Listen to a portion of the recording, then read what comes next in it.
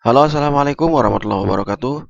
Kembali lagi di channel Soal Bagus. Kali ini Soal Bagus akan share tentang soal latihan penilaian akhir semester untuk mata pelajaran SKI kelas 4 semester 1 kurikulum 2013 sesuai dengan KMA nomor 183 tahun 2019. Dan berikut ini sudah tersedia 30 soal pilihan ganda untuk bahan belajar teman-teman semuanya. Mudah-mudahan soalnya bisa sama atau paling tidak mendekati soal ujian yang ada di sekolah masing-masing.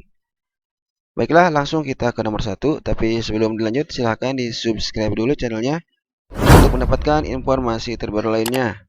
Dan bagi yang sudah subscribe, saya bagus ucapkan banyak terima kasih. Jangan lupa ya teman-teman, jika soal ini bermanfaat untuk meng-share-nya ke sosial media masing-masing. Baiklah, nomor 1. Perhatikan label berikut. Orang-orang yang memeluk agama Islam pertama kali. Nih, pertama Khadijah binti Khuwailid, kedua Umar bin Khattab, tiga Ali bin Abi Thalib, atau keempat Utsman bin Affan. Berdasarkan tabel di atas, orang-orang yang pertama masuk Islam ditunjukkan dengan nomor 1, 2, 3, 4. Yang mana? A. 1, 3, 4, B. 1, 2, 3, C. 2, 3, 4, atau D. 1, 2, 4. Ya, jawabannya adalah 1, 3, dan 4. 1, 3, dan 4. A jawabannya. Nomor 2, sikap kaum kafir Quraisy ketika Nabi Muhammad SAW melaksanakan dakwah Islam pertama kali di Mekah adalah A. Menentang dan melindunginya, B. Mendukung dan membantunya, C. Menentang dan menghinanya, atau D. Melindungi dan membantunya. Ya, jawabannya adalah C ya. Nomor 3, setelah tidak berhasil dengan bujukan, kaum kafir Quraisy Mekah menghentikan dakwah Nabi Muhammad SAW dengan cara titik-titik.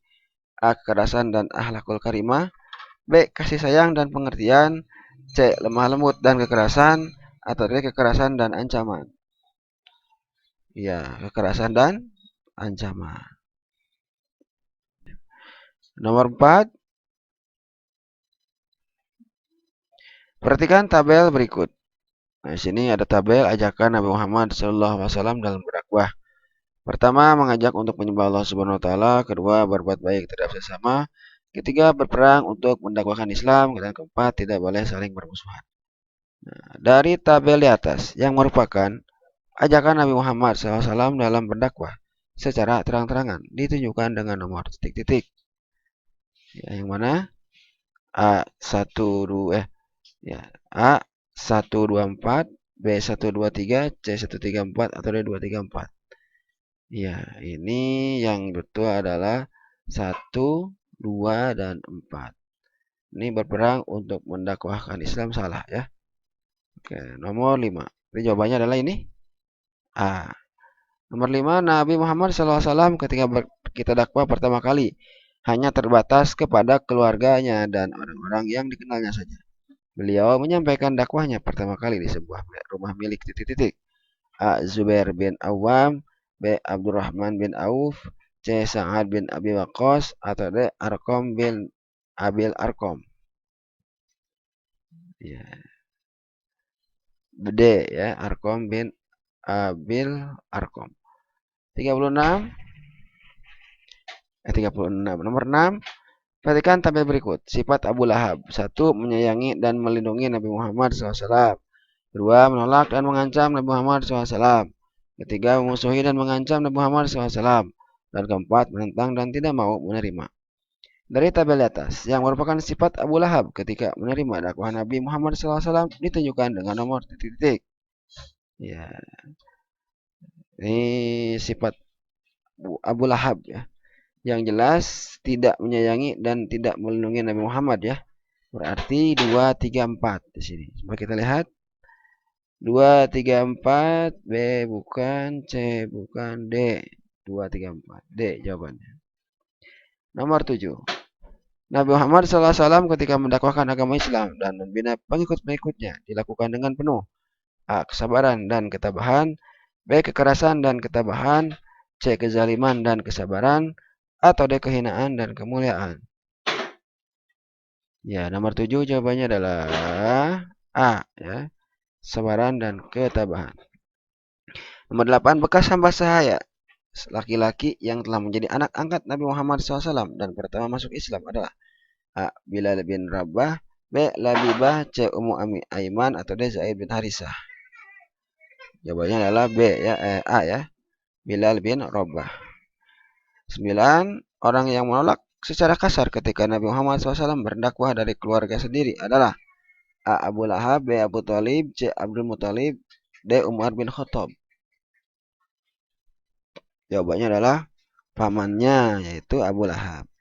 10. Selama kami masih hidup, Muhammad akan selalu kami bela. Adalah ucapan dari seseorang yang selalu melindungi Nabi Muhammad SAW. Dia adalah paman Nabi yang bernama A. Thalhah bin Ubaidillah, B. Abu Thalib, C. Abdurrahman bin Auf, atau D. Sa'ad bin Abi Waqqas. Ya, ini yang berkata seperti ini adalah pamannya juga, ya, yaitu paman yang lain, ya, yaitu Abu Thalib. Abu Thalib pamannya, paman paling membela, atau ada nyanyinya begitu, ya. 11. Perhatikan tabel berikut tugas Nabi Muhammad. Nah, di sini ada tugas Nabi Muhammad. Yang pertama, cahaya yang menerangi. Kedua, memberi syafaat kepada kaumnya. Tiga, menjadi saksi di hadapan Allah Subhanahu wa taala. Keempat, memberi peringatan kepada orang tidak beriman. Dari tabel di atas yang merupakan tugas Nabi Muhammad SAW ditunjukkan dengan nomor. Ya, jawabannya adalah A. 1, 2, dan 3, B. 1, 3, dan 4, C. 1, 2, dan 4, atau D. 2, 3, dan 4. Jawabannya adalah ya 1, 3, 4. Ya, 1, 3, 4. B. 1, 3, 4. Nomor 12. Besok di hari akhir Nabi Muhammad SAW akan menjadi saksi umatnya di hadapan Allah Subhanahu wa taala adalah merupakan pengertian dari titik-titik. A. Da'iyan ilallah, B. Naziron, C. Mubasyiron, atau D. Syahidan. Ya, jawabannya syahidan, ya. 13. Nabi Muhammad SAW memberi kabar gembira kepada orang beriman bahwa mereka kelak akan masuk surga jika menjalankan perintah Allah Subhanahu wa taala dan Rasulnya. Hal ini merupakan pengertian dari A. Sirajan Muniron, B. Mubasyiron, C. Naziron, atau D. Da'iyan ilallah. Ya, pengertian dari Mubasyiron. 14. Allah Subhanahu wa taala memberikan tugas kepada Nabi Muhammad SAW untuk menerangi umat manusia dengan ajaran Islam. Hal ini merupakan pengertian dari titik-titik. A. Syahidan, B. Mubasyiron, C. Sirajan Muniron, atau D. Da'iyan ilallah. Nah, ini menerangi, ya. Di sini jawabannya Sirajan Muniron. 15.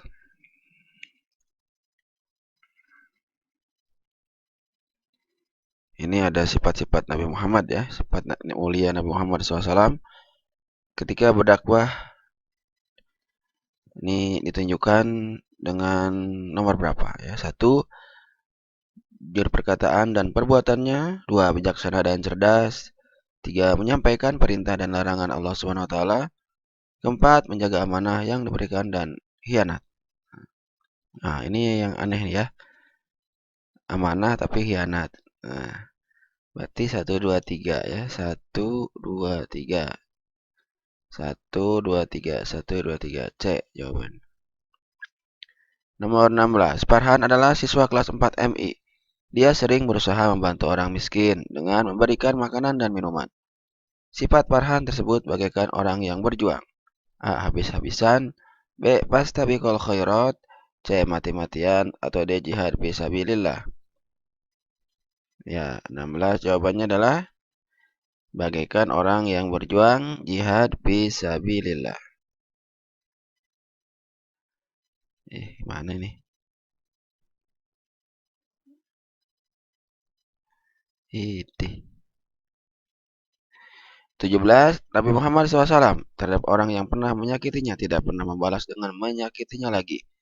Beliau selalu mendendamnya, memaafkannya, menyiksanya, atau menghardiknya? Ya, jawabannya memaafkannya. Nomor 18, Anissa rajin menyirami dan memupuk tanaman di sekitar madrasah, sehingga tanaman nampak hijau dan subur. Anissa memberi contoh kepada kita agar mencintai dan melestarikan titik-titik A. Alam sekitar, B. Kezaliman, C. Kebodohan, atau D. Kebatilan. Ya, contoh mencintai dan melestarikan lingkungan sekitar. 19, perhatikan tabel berikut. Nah, di sini ada hal-hal yang dilakukan siswa.